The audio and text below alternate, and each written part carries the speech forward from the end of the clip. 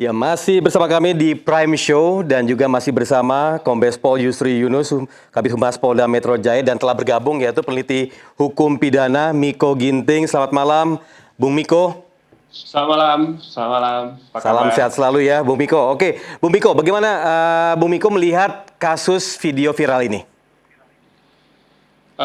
Pertama, saya kira yang perlu kita bersama-sama luruskan ya, bahwa ini kan belum tentu ya yang ada di benak kita semua itu adalah pemeran dalam video itu gitu ya. Jadi Betul. saya kira memang kita bersama-sama media publik, tentu juga penyidik sebaiknya memang menepiskan dulu ya prasangka-prasangka yang sekarang menurut saya sudah terlanjur liar berkembang di media sosial terutama. Nah, itu yang pertama. Yang kedua, saya kira aspek penting dari kasus ini adalah saya ingin bahwa kepolisian juga proaktif ya untuk melakukan perlindungan terhadap korban gitu. Karena kalau kita pikir-pikir, sebenarnya apa sih tujuan dari penegakan hukum dalam kasus ini selain untuk melindungi kepentingan korban?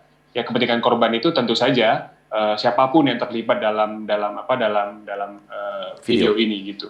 Nah, jangan sampai juga kemudian ini karena berbasis kasus-kasus sebelumnya gitu. Jangan sampai kemudian mereka yang melakukan perekaman untuk kepentingan pribadinya itu yang kemudian jadi tersangka gitu. Nah, ini juga salah satu yang perlu digarisbawahi gitu.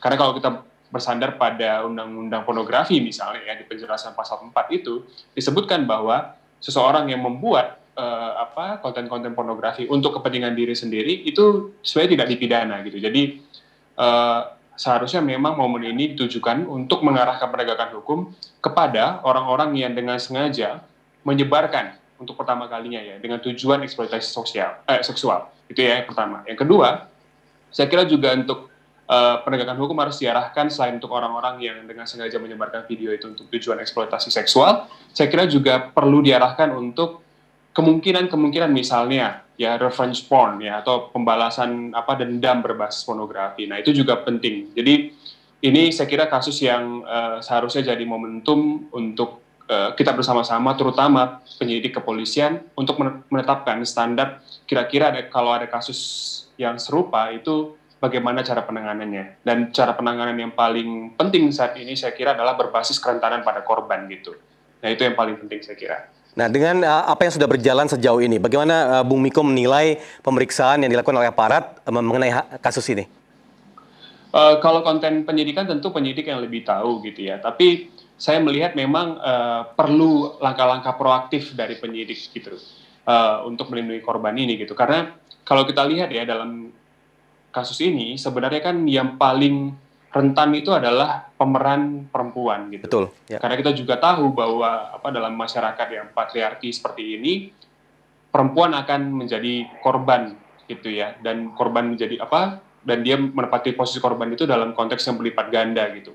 Begitu juga kita harus tahu juga bahwa orang yang kita persepsikan pemeran dalam video itu juga memiliki seorang anak gitu. Jadi kerentanan anaknya juga perlu dipikirkan. Nah, saya kira penyidik juga secara proaktif harus melindungi korban, sekaligus juga menggandeng misalnya lembaga perlindungan saksi dan korban, karena ini kan sudah masuk dalam sistem peradilan pidana. Jadi saya kira tidak ada salahnya juga ketika penyidik kepolisian menggandeng LPSK untuk kemudian memberikan perlindungan pada korban, siapapun dia ya, apakah korban pemeran aktual dalam video itu maupun korban dalam konteks yang kita persepsikan bahwa dia merupakan pemeran dalam video itu gitu. Nah, saya kira itu yang penting untuk dilakukan oleh penyidik. Baik, Bung Miko. Nah, ini Pak Yusri, apakah mendengar tadi ya statement dari Bung Miko? Jadi bagaimana langkah aparat sendiri untuk bisa memberikan perlindungan yang juga baik terhadap orang-orang yang berada dalam video ini? Betul sekali Mas Tommy, terima kasih Mas Miko. Memang betul apa yang disampaikan oleh beliau betul sekali, dan ini sudah langkah-langkah yang diambil oleh penyidik untuk ke depannya. Makanya kami sampaikan bahwa memang untuk pemeran di dalam sistem belum kita masih selidiki semuanya. Kan kita masih ada praduga bersalah, jangan sampai beliau kasihan nanti disebutkan namanya yang jelas ternyata bukan pelakunya, kan nanti jadi satu beban tersendiri buat orang yang disebut namanya. Makanya ke depan. Makanya langkah-langkah penyidik ini sudah berjalan, insya Allah alhamdulillah sudah berjalan secara pelan-pelan, dan apa yang disampaikan Mas Tommy kami dukung. Memang itu betul sekali. Dukung. Ya, dan bagaimana jika konten dalam video ini memang merupakan sudah terbukti ranah privat berarti? Ya, nantinya makanya kami berangkat dari hulu dulu untuk penyebarnya, yang kami coba nanti susuri secara pelan-pelan gitu loh. Tetapi kan yang memang meramaikan semua ini kan media saja yang memang terlalu masif sekali menyampaikan seperti itu. Begitu, Mas. Baik, Pak Yusri. Nah, mungkin bisa dijelaskan juga kepada publik pasal-pasal apa saja yang berpotensi dilanggar dalam penyebaran video ini. Karena banyak sekali masih simpang siur untuk bisa mengerti, terutama berkaitan dengan peredaran video ini. Yang pertama juga kami sampaikan sebenarnya adalah undang-undang PE, Mas, dengan para penyebarnya, ya, penyebar secara masif baik itu di undang-undang di Piko, ini ada tanggapan dari Giselle melalui media sosialnya. Coba kita saksikan terlebih dahulu.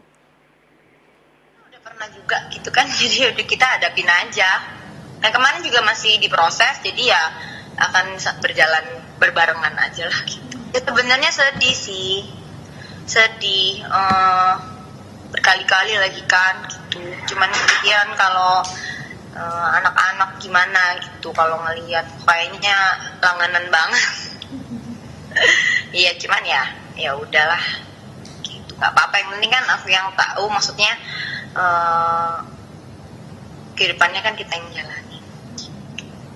Pokoknya aku ini sih kayak nggak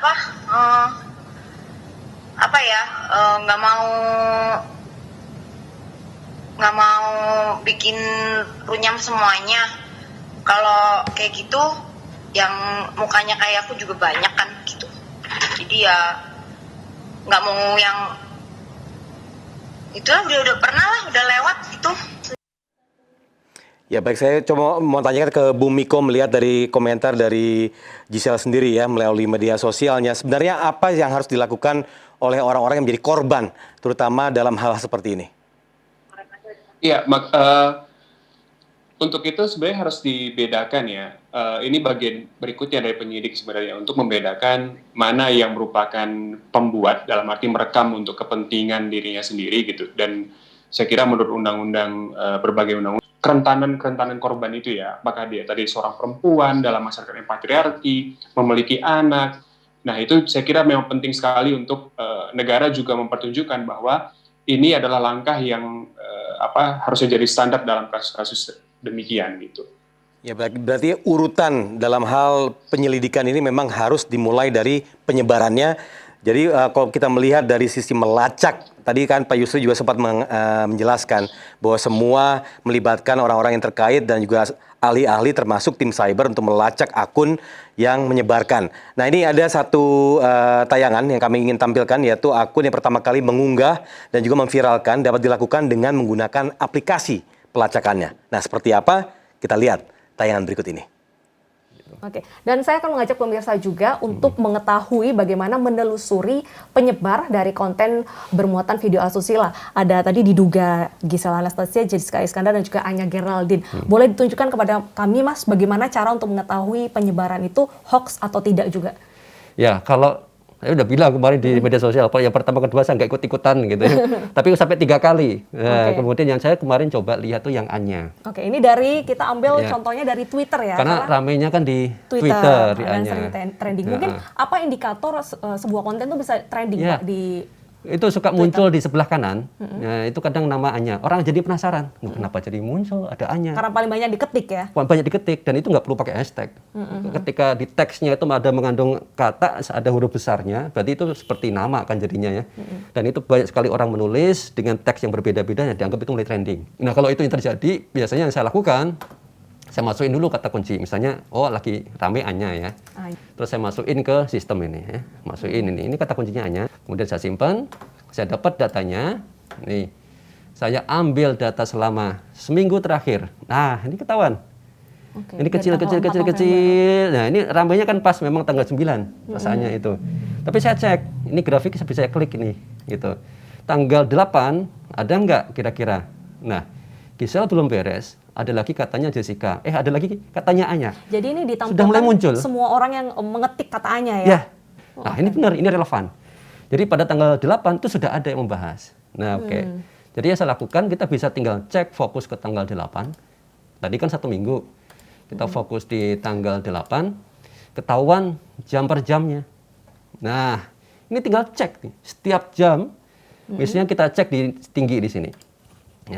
Nah, ini misalnya, kemarin Gisel, sekarang Jedar, besok Anya Geraldine. Ini seperti memprediksi Hanya prediksi akun aja, ini ya. tapi dia kan nggak nyebarin kan. Tapi berarti, terindikasi juga bisa ya Mas ya? ya bisa dibilang terindikasi, tapi di sini dia hanya nebak-nebak aja. Nggak tahu apakah dia sengaja, tapi ini dia nggak terbukti dia nyebarin. Oke, dan lokasinya tertulis di London. Dia di London, di England. Apakah ini benar di London? Nggak tahu kita juga, karena kita kan bisa tulis. Dia akunnya dari mana? Orang Jakarta nulisnya di London bisa. Ya. Nah, gambar ini, loh dibilangnya itu dari Anya gitu. Ternyata nggak tahu itu nyebar, masuk di media juga, masuk kemana-mana. Padahal ini bukan. Oke. Kita bisa cek apakah ini benerannya tidak. Kita netizen bisa bantu ngecek. Nah ini caranya. Kebetulan orang udah bikin screenshot ya. Oke, ini kita bisa capture gambarnya. Oke, kita simpan di file. Terus ada situs namanya Yandex gitu. Ini bagian image ya. Kita masuk search. Nah di bagian image itu kita bisa pilih gambar. Apakah situs ini bisa diakses oleh masyarakat pada umumnya atau Ya, hanya orang enggak siapapun. Ini kan seperti Google. Seperti Google. Google Image juga bisa. Ini perlu ditegaskan untuk mengetahui hoax atau enggak ya, bukan menonton ya. Ya, bukan nonton. Jadi kita netizen tuh bisa ngecek sebuah video itu jangan langsung percaya. Kadang-kadang tuh sering video itu setahun yang lalu, 2 tahun yang lalu, atau mungkin video yang lama hanya kemiripan orang saja di-share sekarang dan orang akhirnya ikut bantu-bantu nyebarin. Nah, kalau sudah itu terjadi artinya kan apa? Fitnah. Ya, cara melacak atau memviralkan melalui media sosial dan sampai bisa tracing melalui media sosial. Nah, itu cara yang bisa kita lakukan. Nah, tentu polisi memiliki teknologi yang jauh lebih canggih dibanding yang bisa kita lakukan. Nah, mungkin Pak Yusri bisa menceritakan sedikit selain metode-metode yang mungkin yang orang awam bisa lakukan, secepat apa sebenarnya tim cyber bisa membuka hal ini, terutama melihat atau tracing orang-orang yang menyebarkan video ini, Pak Yusri? Terima kasih Mas Tommy. Teknis penyidikan itu Mas, memang itu juga sudah ada kita semuanya. Ya, kemudian juga nanti kan akan ada saksi ahli yang kita bisa bantuan sebagai alat bukti untuk kita semua. Tapi teknis penyidikan memang juga kita sampaikan itu. Tetapi sebagai informasi saja bahwa sudah ada 2 orang yang terpisah sebagai saksi di pemeriksaan. Ya, memang setelah kita lakukan profiling seperti BMI salah satunya seperti itu, salah satunya ya, tapi ada BMI lain yang kita gunakan untuk mengetahui mana yang masif memviralkan testimoni ini sudah kita lakukan pemeriksaan sementara, tidak pemeriksaan oleh tim penyidik cyber Virtus Polda Metro Jaya. Itu nanti. Nah, Pak Yusri, kalau kita mundur ke belakang, ada kasus di mana para pemeran di video ini akhirnya dijerat hukum. Nah, bagaimana tanggapan Anda, terutama kalau kita melihat dari undang-undang pornografi sendiri kan ada yang ditulis bahwa tidak dapat dijerat jika digunakan untuk kepentingan pribadi. Nah, bagaimana membuktikan bahwa ini digunakan untuk kepentingan pribadi atau tidak? Nantinya pada saat kita sudah bisa mengetahui siapa pembuat pertamanya, nanti baru melalui cara pemeriksaan BAP oleh penyidik nanti. Seperti apa yang disampaikan tadi oleh Mas ini, betul memang motivasinya seperti apa gitu loh. Ya, apakah memang untuk kepentingan pribadi atau kepentingan hal yang lain. Nanti pada saat pemeriksaan setelah bisa mengetahui. Nah, sekarang ini kan belum Mas Tommy, jadi kita nggak bisa berandai itu semuanya. Baik, ini sebelum kita break saya juga bertanya sama Bung Miko sebentar saja. Bung Miko, kalau melihat dari kasus ini apa yang Anda harapkan selain perlindungan korban terutama, apalagi kita bicara perempuan di sini, kira-kira ke depannya apakah ada undang-undang yang bisa jauh lebih bisa bermanfaat juga di tengah kasus-kasus yang seperti ini? Saya kira gini ya, tadi saya menarik soal hashtag dan juga viral ya. Harus hati-hati juga karena kalau kita lihat di sosial media sebenarnya yang membuat viral ini justru untuk menimbun video yang terlanjur beredar. Betul. Gitu. Jadi kalau kita lihat misalnya kata kunci Gisel atau Zerat atau kata kunci yang serupa, sebenarnya yang dilakukan oleh, kalau saya amati secara umum ya, itu dilakukan oleh K-popers, jadi penggemar Korea yang melakukan booming ya. Jadi menghujani kata kunci itu dengan teks. Sehingga video yang tadinya ingin diviralkan justru tidak jadi viral gitu. Nah ini juga harus hati-hati kalau kita ingin mendekatinya berbasis viral dan juga hashtag tadi. Yang kedua, saya kira gini, selain untuk melindungi korban juga, tapi pertanyaannya kan kerangka hukum gitu ya. Kerangka hukum yang ada sekarang juga sudah cukup banyak gitu. Nah salah satunya misalnya kerangka hukum untuk mencegah penyebaran ini gitu. Saya kira juga pemerintah juga punya andil. Misalnya dalam Undang-Undang ITE ada satu hak namanya hak untuk dilupakan. Nah, memang belum jelas mekanisme hak untuk dilupakan itu bagaimana gitu. Tapi saya kira ini juga jadi momen baik bagi pemerintah untuk kemudian men-take down ya. Jadi bekerjasama dengan berbagai platform untuk mencegah penyebaran yang pertama, yang kedua untuk menarik ulang semua video-video yang sudah tersebar di berbagai link tadi gitu. Karena ini sangat berbahaya. Karena kan karakter digital world itu adalah ketika kita mengunggah satu konten, maka dia akan bersifat abadi gitu. Meskipun sudah dihapus, dia akan bisa menyebar kemana-mana. Nah, di sini pihak penyidik maupun pemerintah, saya kira juga harus bekerjasama dengan platform untuk kemudian menarik ulang semua konten-konten yang sudah diberikan. Baik. Nah, yang paling penting saya kira juga ya, kenapa saya tadi ingin mengatakan berbasis kerentanan korban, karena beberapa waktu yang lalu kita punya kasus yang saya harus katakan ini presiden buruk gitu. Saya sebut saja kasusnya, misalnya kasus Ariel Peter Pan gitu ya. Nah, ketika itu video pribadinya yang sudah disebar, tapi dia juga kemudian dikenakan pidana gitu. Bahkan 2 perempuan yang diindikasikan sebagai pemeran juga dalam video itu sampai saat ini masih berstatus tersangka gitu. Nah, saya kira ini harus menjadi catatan penting bagi penyidik agar para korban yang video privasinya bahkan sudah tersebar tadi itu tetap jadi korban dan harusnya diberi perlindungan, bukan beralih menjadi pelaku atau tersangka gitu. Baik, Bu Miko Ginting dan juga Pak Yusri Yunus, terima kasih telah bergabung bersama Prime Show di malam ini, dan sekali lagi salam sehat selalu. Terima kasih, salam sehat.